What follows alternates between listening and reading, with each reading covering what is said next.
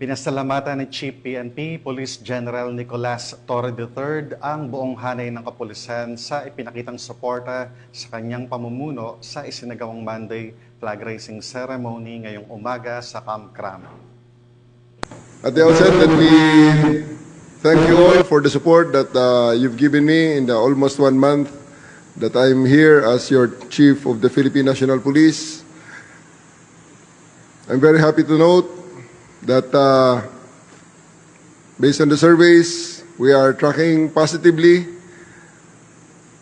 in terms of compliance to the directives of the President, primarily on the police visibility and the police response. Palakpakan po natin ating mga sarili. Ibinahagi rin ni Chief PNP ang magandang feedback mula sa publiko, particular sa mga nasa frontline na nakakaranas ng tulong mula sa mga pulis.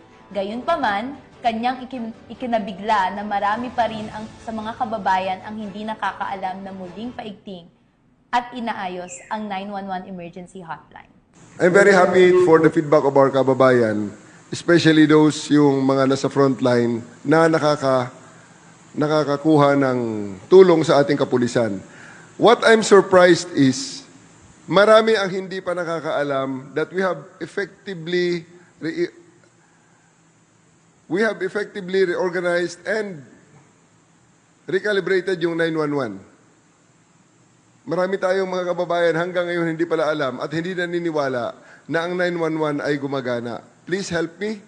Help me ipakita sa ating mga kababayan, i-advertise sa ating mga kababayan, ang pulis ay makukontak na through 911. Binigyang diin din niya na kahit walang load, maaaring gamitin ang 911 upang makatawag ng tulong kasabay ng pagpapakilala sa bagong mantra ng pambansang pulisyan. Huwag niyo na kami hanapin sa mga presinto sapagkat kami ay nasa inyo ng mga telepono. Dial 911. Darating kami sa loob ng 5 minuto. Kahit na walang load, pwedeng magamit ang 911.